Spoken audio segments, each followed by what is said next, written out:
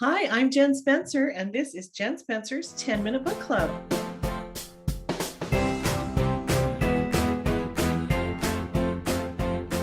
Hi, readers. Thank you so much for being here today. We have a new to me author, and she's kind of just starting out on her career. Her name is Arlem, and I'm so excited for you to hear about her French Revolution romance. Really fun. If you ask a question or leave a comment in the comment section, you'll be entered to win a copy of her book, Beyond the Lavender Fields, and an ebook copy of Dandelion Meadows. Remember that if you go to my website and sign up for my newsletter, you will be able to download a copy of Jesse and James, which is my new historical Western romance, and it is really fun. I think you're going to love it. So I'm so excited to introduce Arlem Hawks. Arlem, thank you so much for being here. Yeah, thanks for having me. I am so excited to get to talk to you. You just completed a move, so I know things are kind of in flux over there at your house. Tell me about yourself and how you got into writing. Well, I have always been a writer. My dad self-published some books when I before one before I was born and a couple when I was really little. And I was a daddy's girl and really wanted to grow up to be just like my dad. And in my mind, that was publishing books. It's not all that he does, but that was like the thing that stuck in my mind. And so from the time, well, even before I could write, I was making up stories. I was wanting to be published. And I just kept writing my whole life. So, Fun. Well, were they fiction books or nonfiction? his were kind of motivational. Okay. One of them, the first one that he did was it was a fictional story, but there was a lot of like motivational stuff woven through it. Mhm. And then the others were kind of autobiographical and stuff like that. So, Cool. So how long have you been writing, and tell me about your family? um, I I started writing before I could even write. I would have my mom record my stories, and they Oh, didn't have any plot or anything like that. They were just kind of sentences thrown together, but I was so proud of them. And since I learned how to write, it's just always been one story after another. I wrote my first novel when I was 14, or finished my first novel when I was 14. wow. And that was actually fantasy. I kind of went back and forth growing up between historical fiction and fantasy. And um, I was anticipating publishing fantasy before I got into historical fiction. Um, but when my family moved down to Arizona, we didn't know anybody here, and Jane Austen kind of was my best friend for the first little while until I made friends. It was just me and our first kid, and we only had one car that my husband would take to work, so we were kind of stranded. And so I worked my way through everything that Jane Austen had published. I'd read some of her stuff before, but I hadn't read all of them. So I like sat down and read all of them, and Oh, just really fell in love with the Regency era. I had an interest in it before, but that was when I like really started wanting to publish in historical romance and historical fiction. And yeah, I wrote a Regency romance, and I wrote another fantasy romance. And then I dove down a rabbit hole into Royal Navy research and ooh, wrote Georgiana's Secret from there, and away we went. wow. So how many books do you have published? I currently have 6 published, 4 novellas that I self-published, and then Georgiana's Secret and Beyond the Lavender Fields. Beyond the Lavender Fields came out in February with Okay. Shadow Mountain. Oh, And I have another one hopefully in the works for next year. Well, it's written. Hopefully all of the publishing part of it goes through. So Yeah, the wheels of publishing turn very slowly. yeah. If you're Especially traditionally British. published, they're a little Yeah, faster if you're indie published, but yeah, it's true.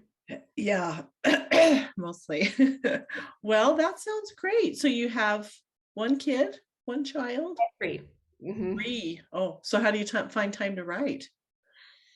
My husband is amazing. He, um, at one point, I was really struggling because I didn't have like any outlet. It was just me, and our first two kids were pretty close in age and they were really young. And I was just kind of going crazy. And my husband was like, okay, this is a dream that you have had, this publishing dream. Let's pursue it. I will do all of the like dishes and clean up from dinner and put the kids to bed. And right after dinner, you go write and you write until we go to bed. And that can be your time where you pursue this dream that you've always had. And so that was a big part of it. Oh, that's so nice. Yeah, Thank goodness for great husbands. I know. I couldn't do it without him. That's great. Oh, yeah. Well, they're very often real partners. My husband, when I first got published, he was my biggest fan, and he'd check all my reviews, and it was just so great. I just felt very loved. Well, so tell us about this book, Beyond the Lavender Fields. Is it the second in a series, or is it a standalone? I mean, officially, it's a standalone. It is um, the story of a side character from Georgiana's Secret, but Okay. it takes place 20 years before Georgiana's Secret. So it's, if anything, a prequel. But they're very like the storyline very disconnected because of the time gap. So they Mm. can be read in any order. Okay. And it takes place in Marseille during the French Revolution, the early years of the French Revolution. So yeah, it was a really interesting book to write. Usually you hear more about Paris during the French Revolution because so much was going on in Paris, but there was also so much going on outside of Paris.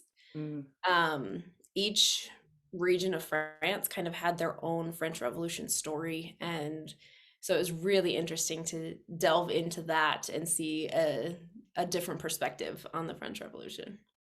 Oh, yeah. Well, that's a very tragic time period, but also ripe for lots of romance and adventure. And Yeah. oh, tell me the plot.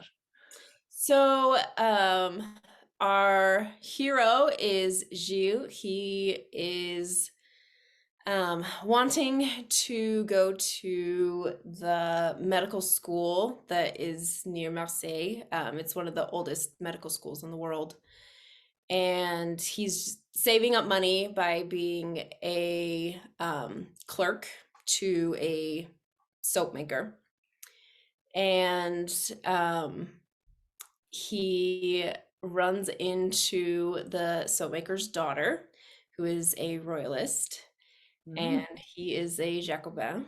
And so they are on opposite ends of the argument. And as they're going through this, like a lot of things are ramping up toward the Reign of Terror. The Reign of Terror hasn't started yet, but they're getting there. And things are becoming harder. It's harder for them to be friends because it's putting them both in danger. They find out things that could threaten her family, that could threaten his family, and they really have to decide what's important. And um, they come to realize that as much as they disagreed on so many things, there were a lot of things that they did agree on, and that they weren't quite as far apart as their political positions would suggest. Sounds like modern day Twitter. I know, right? There were a lot of interesting parallels. I was writing it in 2020, and I had already outlined it and everything before the pandemic hit, and everything kind of went crazy. And as I was writing the end of it, I was like, wow, there's a lot of similarities that I didn't intend, but it was really interesting to find all those. Well, the more things change, the more they stay the same, I think sometimes, you know. I was on Facebook the other day and somebody was talking about, oh, it's such a hard economic time. And I thought, you know, that's been the way it's been for, you know, every decade or so, we have some hard economic times. So yeah, sometimes we think we suffer the most, but It's happened before. All happened before. oh, well, that sounds like a great book, and I hope that everybody checks it out. Really fun. Okay, Arlem, we're almost done because this goes really fast. Um, Tell me what your favorite romantic movie is. My favorite romantic movie. Oh, you know, my favorite, this is actually a show, but my favorite recently has been Crash Landing on You. Oh yeah, the Big Korean drama. drama. Oh, I love that Oh, one. I love that one. And I mean, it's another like girls on one side, guys on the other side, sort of a romance. And I guess I just love those. But Yeah, that's probably been my favorite recently. I do love that one. Yeah, people who should be enemies, and we figure out that we're not as different as we think we are. Yeah. So, yeah. Oh, I love that one. That's a good one. Okay, last question. This is a question I ask everyone. If you're stuck on a desert island, would you rather have a lifetime supply of chocolate or toilet paper? Oh, that's a good question. I would probably say toilet paper Hmm, okay. because there's only one use for chocolate, but there's multiple uses for toilet paper. As much as I would love to have that much chocolate. That is very practical. That is a good way to look at it. It seems like a simple question, but you know, it's not. It's not always. You know, what are your priorities really? So well, Arnhem, thank you so much. It's been so wonderful to talk to you. Uh Readers check out Beyond the Lavender Fields, right? Yes. Okay. Sorry. And remember, if you leave a comment or ask a question, you'll automatically be entered to win a copy of that. And it sounds wonderful, romantic. I bet there's some adventure. So There's a decent amount of adventure in that. check it out. Well, thank you so much for being here. Thank you for having me.